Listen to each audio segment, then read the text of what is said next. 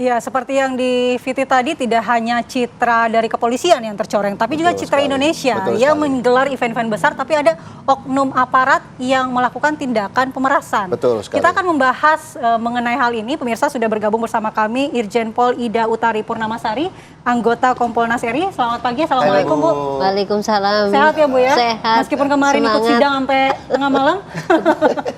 Baik, kemudian juga via Zoom sudah bergabung Pak Bambang Rukminto, pengamat kepolisian. Selamat pagi, Assalamualaikum Pak Bambang. Pagi, Waalaikumsalam warahmatullahi wabarakatuh. Pagi, Wida. Selamat malam. Selamat pagi Pak Bambang. Sehat selalu, selamat tahun baru. Iya, mungkin kita ke Pak Bambang terlebih dahulu. Bagaimana Anda memandang langkah institusi Polri yang langsung melakukan pemecatan terhadap oknum di Res Narkoba Polda Metro Jaya ini, Pak? Ya, kita mengapresiasi apa yang dilakukan oleh kepolisian saat ini ya, dengan melakukan penindakan dan upaya yang tegas untuk memulihkan bukan hanya citra kepolisian, tapi ini citra bangsa dan negara kita terkait dengan perilaku anggota kepolisian yang sudah mencemarkan dan memalukan bangsa dan negara seperti itu.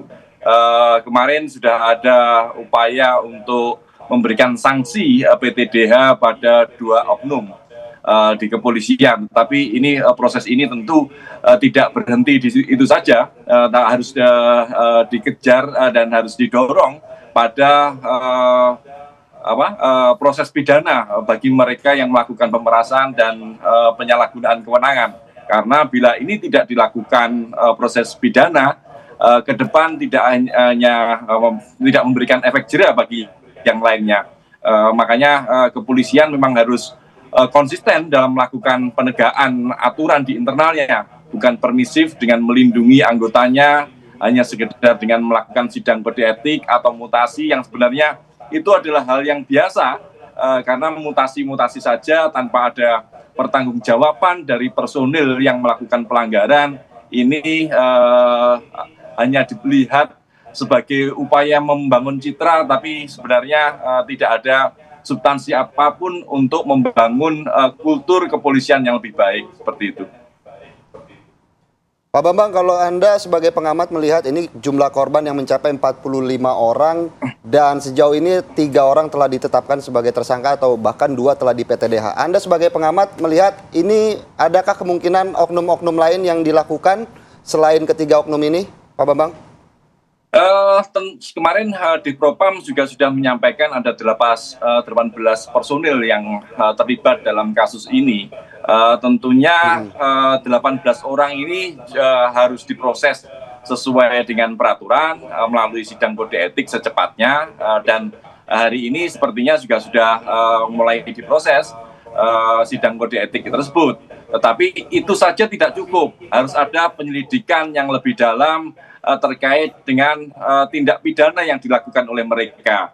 Tanpa ada upaya untuk mendorong proses pidana, ini lagi-lagi akan muncul asumsi bahwa kepolisian hanya akan melindungi anggotanya yang bersalah. Oke, 2 atau 3 orang sudah diberikan sanksi berat, yakni PTDH. Tapi proses itu pun juga masih berjalan karena ada upaya banding dari mereka.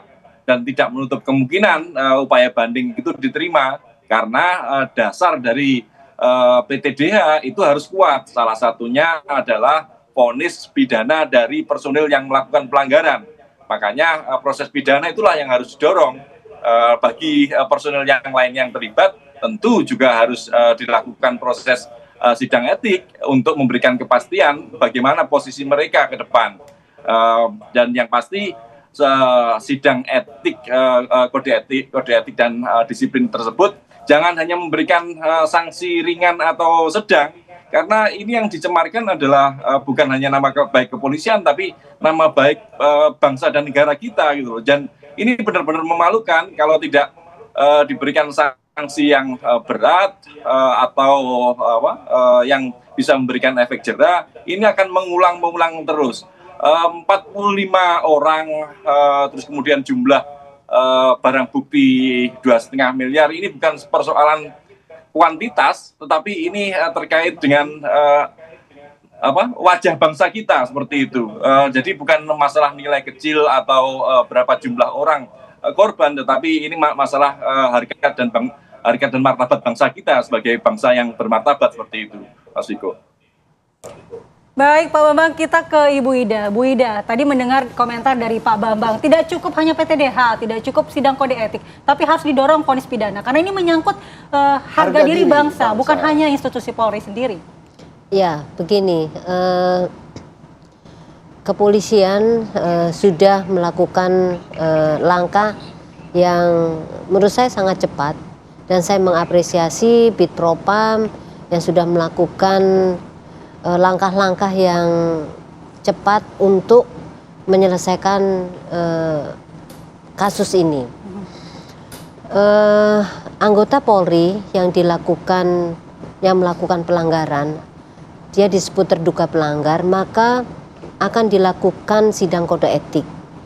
Sidang kode etik, dan ternyata kemarin setelah maraton segitu lamanya dengan saksi-saksi, akhirnya ada keputusan atau putusan terhadap terduga pelanggar adalah PTDH.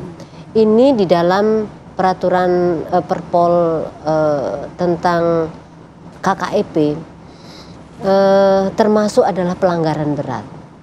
Kalau sudah pelanggaran berat, maka yang bersangkutan tidak layak lagi menjadi anggota Polri, maka di PTDH. PTDH itu penghentian tidak dengan hormat.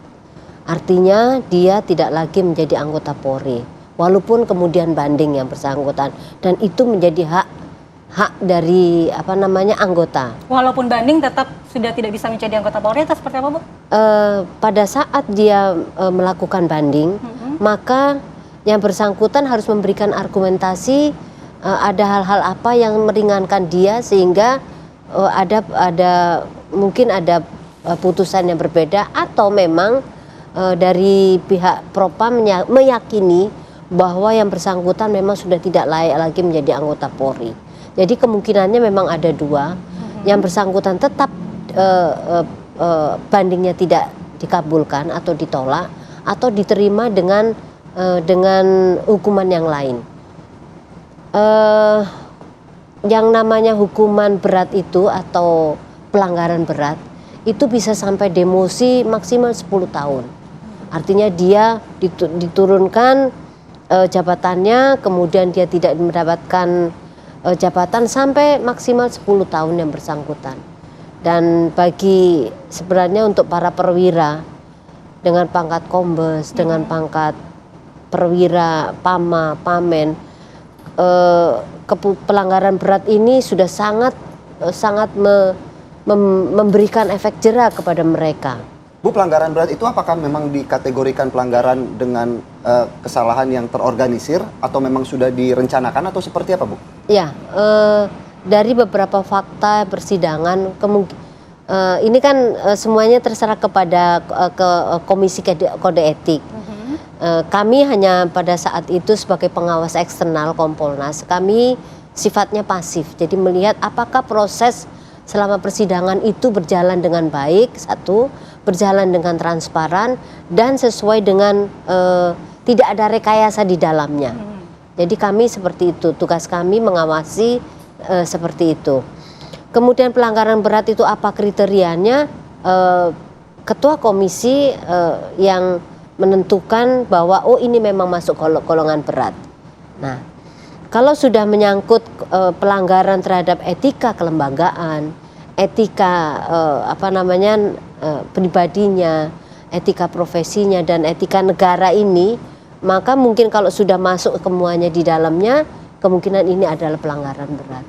Jadi seperti itu. Bu Ida, ini kan yang menjadi pertanyaan besar di kasus ini adalah bagaimana sampai pimpinan tertinggi atau oknum direktur dari reserse narkoba ini terlibat. Apa peran dia sebenarnya? Kami tidak bisa menyampaikan di dalam forum ini bagaimana perannya dia.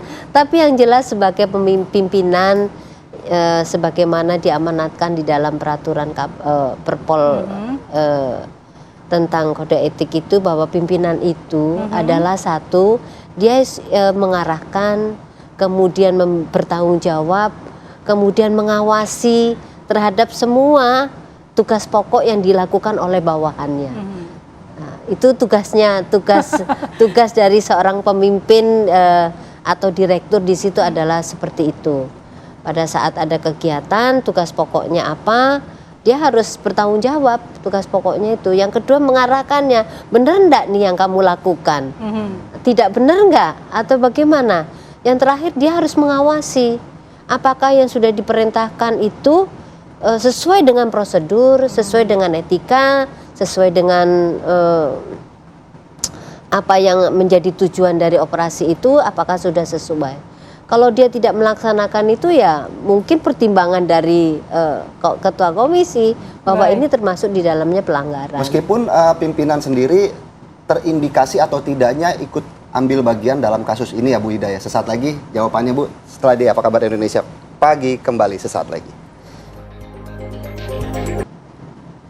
Terima kasih Anda masih menyaksikan Apa Kabar Indonesia Pagi. Sebelum ke Pak Bambang, saya mau ke Bu Ida melanjutkan pertanyaan saya yang tadi Bu, bahwa seorang pemimpin dapat saja di PTDH meskipun dia terindikasi ikut ambil bagian ataupun tidak ikut ambil bagian dalam kasus ini Bu. Ya, logika berpikirnya adalah seorang pemimpin itu bertanggung jawab terhadap tugas pokoknya. Satu, dia juga bertanggung jawab terhadap anggotanya. Pada saat melakukan suatu kegiatan operasi atau kegiatan untuk melaksanakan tugas pokoknya, maka menjadi kewajiban pimpinan adalah satu, mengarahkan. Yang kedua adalah mengawasi. Dan yang terakhir adalah mengevaluasi apakah yang sudah dilaksanakan itu sesuai dengan prosedur, tidak menyalahi aturan, dan itu tidak menjadi kewenangan dia. Kalau kemudian dia lengah, kemudian dia tidak melakukan kewajibannya, ini dipertanyakan. Baik. Itu dipertanyakan. Kita ke Pak Bambang. Pak Bambang, tadi menanggapi apa yang disampaikan oleh Ibu Ida, bisa saja oknum di Res Narkoba ini tidak terlibat langsung, tetapi sebagai bagian dari pertanggungjawabannya sebagai pimpinan. Bagaimana menurut Anda? Enggak, saya rasa dalam sebuah pelaksanaan operasi di lapangan seperti razia narkoba ini sebelumnya harus sudah direncanakan lebih dulu ya. Dengan keterlibatan 18 oknum, ini artinya kan bukan dilakukan oleh oknum per oknum itu, tapi adalah kelompok dan tentunya ada perencanaan terlebih dulu gitu.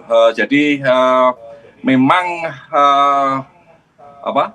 pucuk pimpinan dalam satuan tersebut bisa saja tidak terjun di lapangan, tetapi sejak awal dia juga harus mengetahui dan terlibat dalam sebuah perencanaan operasi. Makanya sangat disayangkan, sangat naif lah bila kemudian Dir Narkoba ini tidak dikatakan terlibat dalam tindak pelanggaran ini seperti itu. Dan harus diketahui juga bahwa sebuah razia narkoba ini seharusnya kepada mereka yang terkena razia narkoba ini juga mereka memiliki hak-hak yang harus dihormati, bukan hanya serta-merta terjun di lapangan, aparat kepolisian terjun di lapangan kemudian melakukan razia seperti itu. Yang kita lihat kan seperti informasi yang kita dengar dan kita lihat kan seperti itu. Mereka Direktur Narkoba ini terjun ke lapangan, kemudian melakukan pemeriksaan, kemudian menyita paspor WNA dari Malaysia ini, kemudian tidak mengembalikan, dan disitulah aksi pemerasan itu terjadi. Makanya sangat naif bila Dir Narkoba ini tidak terlibat. Upaya untuk memberikan sanksi berat yakni PTDH itu memang sudah sewajarnya, karena memang ada tanggung jawab besar yang dibebankan oleh kepolisian kepada Dir Narkoba. Dan ini saya rasa bukan hanya terjadi saat ini saja, tetapi ini sudah seringkali berulang. Hanya saja mengapa sekarang menjadi sorotan, karena warga negara asing ini berani speak up. Tetapi kalau ini yang melibatkan korban-korban di dalam negeri, sepertinya sangat susah untuk mereka speak up karena ada ketakutan untuk diproses karena mereka juga bisa saja dituduh melakukan tindak penyuapan kepada petugas seperti itu. Makanya ini harus menjadi introspeksi kita semua dan menjadi evaluasi kepolisian bahwa ke depan tidak boleh ada cara-cara seperti ini yang dilakukan, dan tindakan tegas tadi yang saya sampaikan di awal, tindakan tegas ini bukan berhenti di sidang kode etik saja, tapi proses pidana ini juga harus dikejar. Tanpa ada itu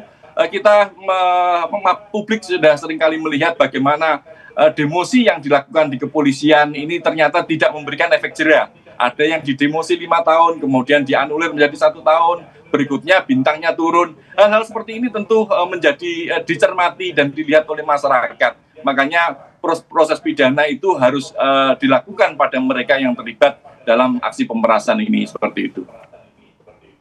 Baik, terima kasih Mas Bambang. Kembali kita akan berbincang dengan Bu Ida. Bu Ida, kurangnya efek jera, apakah memang ini merupakan suatu suara hati dari masyarakat bahwa yang meminta hukuman tidak hanya PTDH namun juga dilakukan hukum pidana? Apakah hal itu memungkinkan, Bu? Iya, semuanya memungkinkan. Tetapi yang jelas saya sepakat bahwa harus ada efek jera. Dan saya menyampaikan ini kepada seluruh anggota Polri, ya. Ingat ya, sudah tidak ada lagi tindakan yang seperti ini lagi di seluruh jajaran kepolisian, khususnya di bidang narkotika ini. Ingat, ini menjadi atensi dari Presiden Republik Indonesia. Di Astacitanya menyatakan untuk pemberantasan narkotika. Saya mantan anggota BNN, Mbak. Saya cukup tahu bagaimana peredaran narkotika di Indonesia ini. Dan ini menjadikan role model di Polda Metro ini jangan sampai lagi terjadi di seluruh Polda di Indonesia. Ingat ya, saya ingatkan ini kepada teman-teman semua nih ya. Saya ingatkan betul. Warning. Teman-teman anggota Polri yang di reserse narkoba, ingat, semua orang sudah sekarang mengamati kita. Semua sudah mengamati kita. Mau pakai handphone, semua sekarang sudah berani speak up. Apalagi zaman medsos begitu ya, Bu, ya? Gampang sekali saya ya viral ingatkan, ya. Saya ulangi lagi, saya ingatkan kepada seluruh anggota. Kami hanya sebagai pengawas eksternal dari Kepolisian Negara Republik Indonesia. Kami sayang kepada kepolisian ini, jadi tolong ini sebagai role model, tidak main-main. Jadikan ini menjadi efek jera kepada semuanya. Kapolri sudah punya komitmen untuk menjalankan amanah Presiden. Nah, berbicara mengenai Kapolri yang memiliki komitmen menjalankan amanah Betul. Presiden, apa kira-kira langkah-langkah konkret yang harus dilakukan oleh Kapolri dalam mengawasi unit-unit strategis seperti Dir Narkoba? Ya, hari ini kita sudah melihat contohnya dari kemarin. Artinya Kapolri sudah melakukan segera tindakan tegas itu dilakukan. Sebenarnya anggota kita itu banyak yang baik, sangat banyak yang sangat baik. Tetapi ternyata memang ada oknum yang kemudian mencoreng institusi ini. Tidak ada lagi, saya berharap tidak ada lagi. Dan tentu saja konkretnya adalah menempatkan orang-orang yang di bidang narkoba ini adalah orang-orang yang memiliki integritas tinggi. Harusnya orang-orang yang di narkoba ini, yang dinas di bidang narkoba ini adalah harus bangga. Kenapa? Karena dia mampu mencegah orang-orang yang kecanduan, peredaran narkoba yang merusak negara dan bangsa ini. Anak-anak muda, harusnya ada kebanggaan bagi dia. Dan saya juga menyampaikan bahwa orang-orang yang berprestasi di bidang narkoba ini mencegah, kemudian seperti kemarin mengungkap kasus-kasus narkoba besar, penyelundupan besar itu dipromosikan. Karena dia sudah menyelamatkan anak bangsa ini. Jadi kami berharap dari Kompolnas bahwa untuk penempatan anggota yang menduduki jabatan di bidang narkoba ini, di reserse narkotika ini, orang-orang yang berintegritas, orang-orang yang memiliki keteguhan imannya sehingga dia tidak mampu disuap, tidak tergiur untuk menggunakan juga. Baik. Ini yang paling penting, langkah konkret yang harus Baik. dilakukan. Harus dijaga ya Bu Ida ya. Itu Tapi satu. kalau kita melihat kembali pada kasus pemerasan ini Bu, apakah memang kasus ini kembali terulang karena memang kasus ini sudah menjamur, tindak pemerasan ini sudah terbiasa, atau memang lemahnya pengawasan Bu terhadap laporan dari tindakan pemerasan itu sendiri Bu? Semuanya mungkin, semuanya mungkin. Tapi yang jelas adalah peran leadership. Leadership ini sangat penting mempengaruhi anggota. Pada saat pimpinan kemudian memerintahkan kamu lakukan ini, kemudian anggota. Tetapi peraturan Perpol 01/2003 itu sudah diatur anggota boleh tidak mengikuti perintah atasan kalau itu menyimpang. Itu menyimpang. Jadi leadership sangat penting. Baik. Disitulah perannya sehingga anggota ini on the track. Kalau tidak on the track, ya pimpinan itu yang mengambil. Baik. Harus memang berintegritas ya, Bu. Ya, Integritas saya yang sepakat. Kita ke Pak Bambang. Pak Bambang, pertanyaan yang sama untuk Pak Bambang. Kira-kira langkah-langkah konkret apa yang bisa diambil oleh Kapolri dalam mengawasi unit-unit strategi seperti Direktorat Narkoba seperti ini, Pak? Ya, saya setuju apa yang disampaikan oleh Bu Ida ya. Ini terkait dengan leadership. Dalam leadership ini ada konsistensi terkait penegakan aturan. Kalau kita melihat track record dari Dir Narkoba Polda Metro yang kemarin di PTDH ini secara prestasi sangat bagus. Beberapa waktu yang lalu dalam jabatan sebelum-sebelumnya beliau juga sudah pernah mengungkap kejahatan narkoba. Tapi faktanya kan di balik prestasi itu ternyata ada ketidakjujuran, ada integritas yang masih minim seperti itu. Untuk memastikan personil di kepolisian ini memiliki integritas yang tinggi dan tetap jujur dan profesional, ini memang kontrol dan pengawasan ini sangat penting seperti itu. Makanya lagi-lagi yang disampaikan Bu Ida bahwa leadership itu penting. Kalau tidak ada konsistensi dalam penegakan aturan dengan pemberian PTDH bagi mereka yang melakukan pelanggaran atau proses pidana bagi mereka yang melakukan tindak pidana, ini lagi-lagi tidak akan memberikan efek jera. Integritas itu hanya sekedar omon-omon saja, tidak akan hanya sekedar angin surga saja, tetapi ke depan akan terulang-terulang lagi. Karena menjaga integritas ini memang sangat sulit sekali. Untuk memastikan integritas ini akan terus berlangsung, ini sangat sulit. Karena namanya manusia akan selalu berubah karena faktor lingkungan, faktor beban pekerjaan dan yang lain-lain. Makanya memang lagi-lagi leadership ini penting dengan menjaga konsistensi dalam penegakan aturan. Harapannya memang memberikan efek jera bagi yang lainnya. Dan satu lagi, kalau kita melihat mengapa ini, saya meyakini bahwa kawan-kawan di kepolisian yang masih baik itu sangat banyak. Tetapi dengan kasus di narkoba ini menunjukkan bahwa kawan-kawan yang memiliki integritas yang masih baik ini tidak diberikan tempat untuk mengeksplor kompetensinya dan integritasnya seperti itu. Makanya yang diberikan tempat ke depan itu seharusnya bukan mereka yang sekedar asal bapak senang, asal memberikan setoran-setoran ke atas, tetapi mereka yang benar-benar memiliki kejujuran dan profesionalisme. Kalau itu bisa dilakukan, tentu citra kepolisian kita akan lebih baik ke depan. Sepakat. Baik, terima kasih Pak Bambang Rukminto selaku pengamat kepolisian terkait tanggapannya ya begitu dengan kasus pemerasan yang terjadi di DWP 2024. Tentunya kita berharap semua kasus serupa tidak terulang. Ini menjadi yang terakhir. Betul. Apalagi dengan di PTDH-nya salah satu petinggi, ini bisa menjadi salah satu langkah cepat yang dilakukan oleh Kapolri untuk bersih-bersih dalam Baik, tubuh terima kepolisian kasih, Republik Bu Ida. Indonesia. Terima kasih. Terima kasih Selalu. Bu Mohon Ida doa. atas Selamat tahun waktunya. baru semuanya. Iya, selamat tahun Semoga baru. lebih baik. Pak Bambang. Terima kasih Pak Bambang. Sampai ketemu. Terima kasih Ya, sudah Selamat tahun bergabung baru, Pak. bersama kami via Zoom. Terima kasih. Dan